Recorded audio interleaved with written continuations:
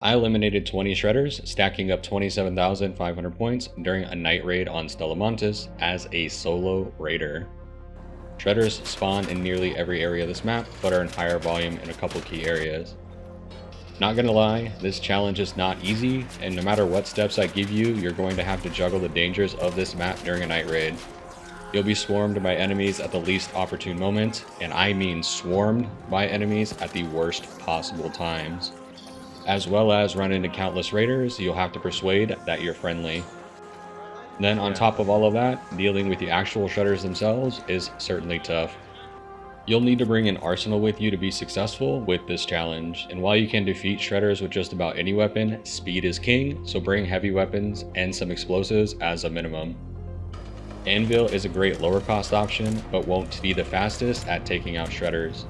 The Patina is surprisingly fantastic at deleting shredders, but you'll have to bring an overwhelming amount of ammo to get the job done. I brought 560 rounds and was empty by the end of the raid with only 3 durability left on the Patina. I also recommend bringing a versatile weapon that can handle 3 to 4 ticks, pops, or fireballs all at the same time, as well as C4s, heavy fuse grenades, jolt mines, and even trailblazer grenades that can be mostly bought from Apollo. Pack green or better healing items. Getting hit once, even partially by a shredder, will delete a lot of your health and shields. Once you're ready, queue into Stellamontis during a night raid. Once you spawn in, you'll want to head for the robotic sandboxes or the cultural archives.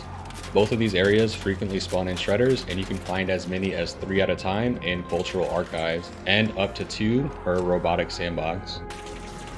These areas are also very close together, so it's easy to farm up a lot of points quickly if you get there first. Always clear the area first before you engage. It's very easy to get distracted by a fireball and expose yourself to a shredder's attack.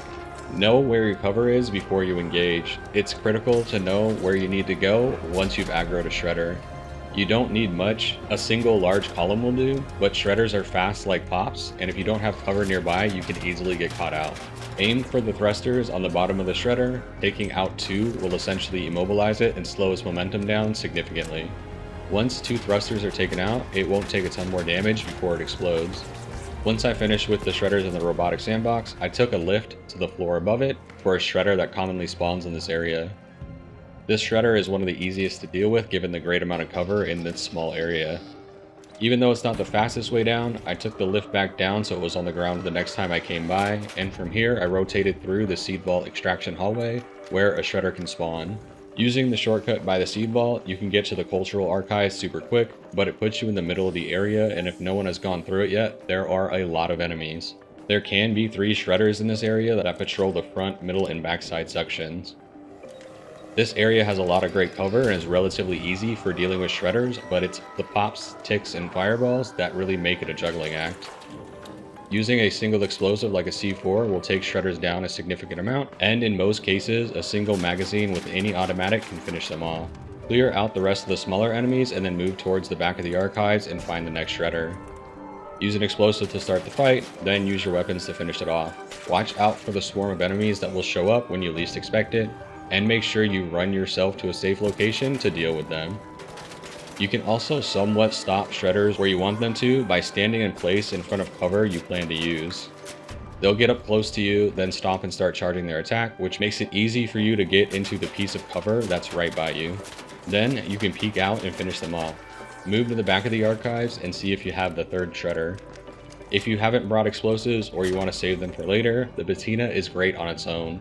It takes about a magazine and a half to eat through a shredder, but since it's a fully automatic weapon, it's really only 3 to 4 seconds of firing and it's deleted. Insanely fast for just a weapon.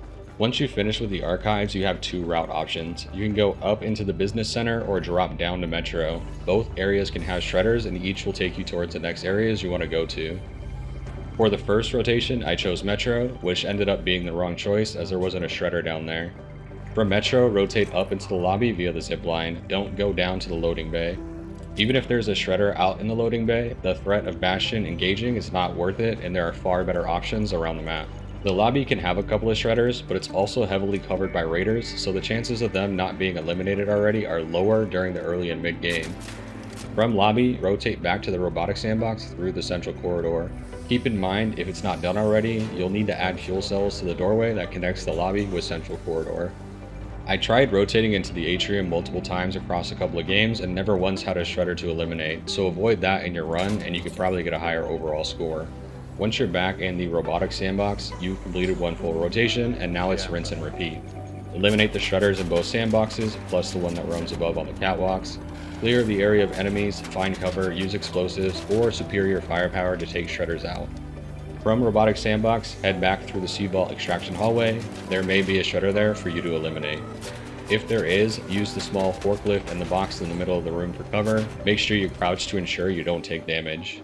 Then head back into the cultural archives and eliminate the shredders that have respawned. From there you can go to Metro again, or for my second rotation, I went up into the business center as I heard a shredder when I was down one floor.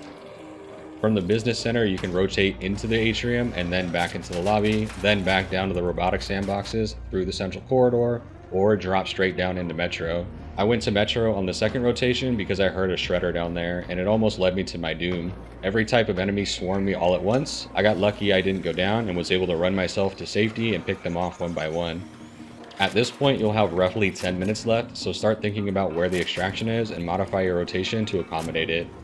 The last 10 minutes of the game is where you have the highest potential for score, as players have left the game, no players are joining in, and this helps to increase the spawns of enemies in areas without raiders. I made 40%, if not a little bit more, of my total score in the last 10 to 12 minutes of the round. When you're running to the extraction, plan an extra minute ahead of what you think you'll need. You're likely one of the last players on the map, meaning you'll have enemies to clear out before you can safely hit the extraction button.